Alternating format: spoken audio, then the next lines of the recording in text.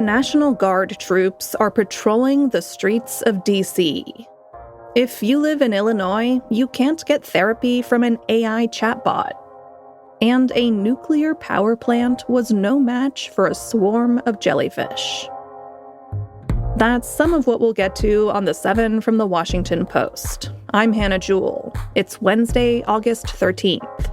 Let's get you caught up with today's 7 stories. Number 1. President Donald Trump began to deploy the National Guard in D.C. last night. About 800 National Guard members are expected to take part in the president's extraordinary crackdown on the nation's capital.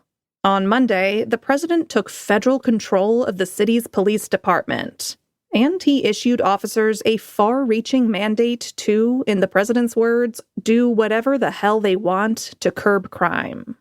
White House Press Secretary Caroline Leavitt laid out the administration's plans at a news conference yesterday. Over the course of the next month, the Trump administration will relentlessly pursue and arrest every violent criminal in the district who breaks the law, undermines public safety, and endangers law-abiding Americans. Trump has also said the National Guard will be used to clear homeless encampments. Leavitt said that those who don't leave will face fines or jail time. Meanwhile, residents of the district told the Post they felt uneasy with the federal takeover.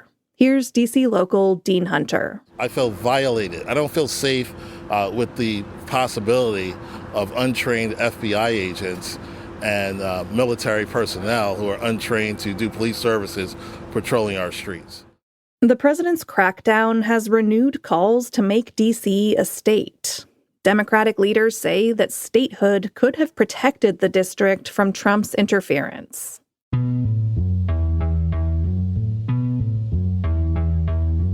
The White House announced a more aggressive review of Smithsonian museums. That's number 2.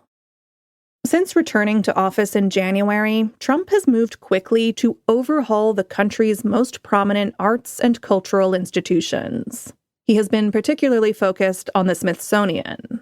He's called on museum officials to restore what he considers truth and sanity to American history. His campaign stepped up yesterday.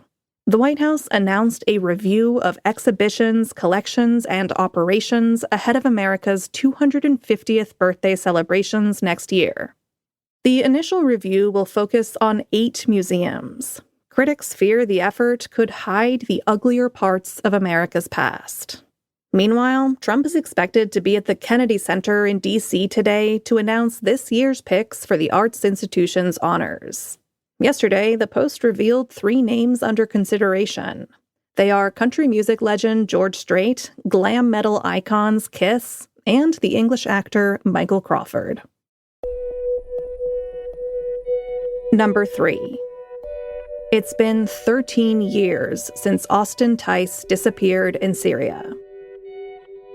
In August of 2012, the American journalist and Marine veteran was detained while reporting on Syria's civil war.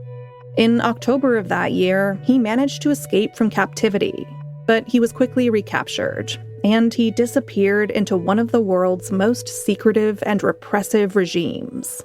His family has been trying to find him ever since.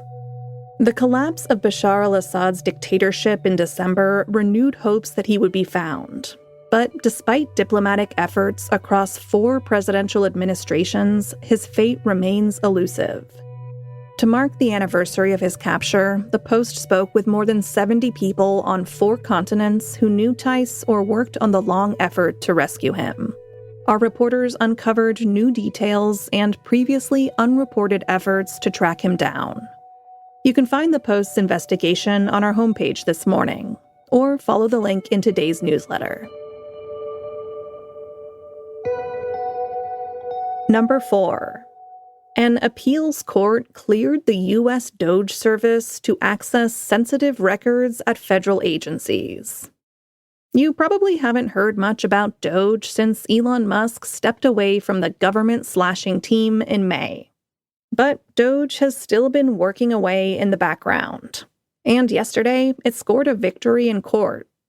A divided appeals court panel said that Doge can access sensitive data held by federal agencies.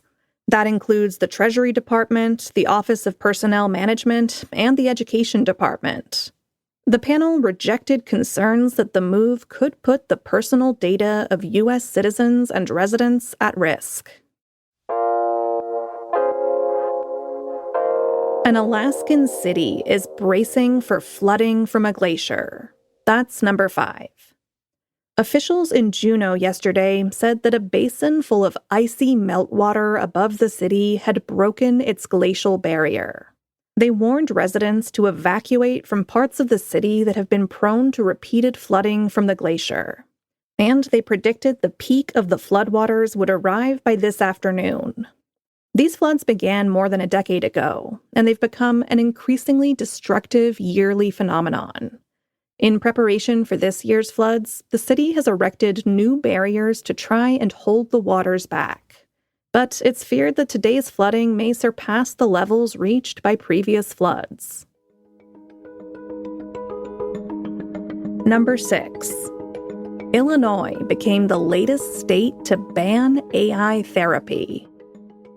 More and more people are turning to chatbots powered by artificial intelligence for emotional support and advice. That has psychiatrists worried.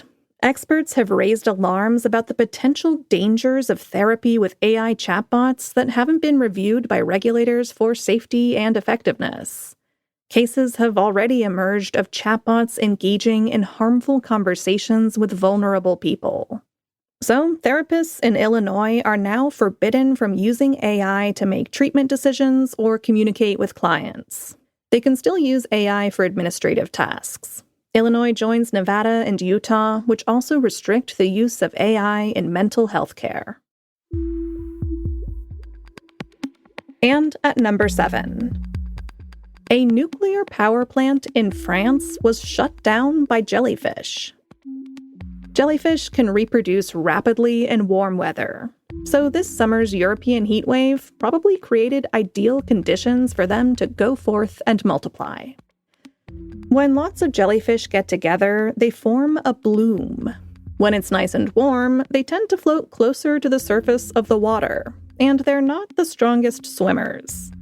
That's probably how a massive swarm of them got sucked into the Gravelines nuclear power plant in northern France this week. The gelatinous invertebrates were able to squeeze through filters and into the plant's cooling system, causing the automatic shutdown of 4 reactors. Plant officials said the incident caused no real threat to humans, other than temporarily wiping out 9% of France's nuclear power generation. For the jellyfish, however, it was less than ideal.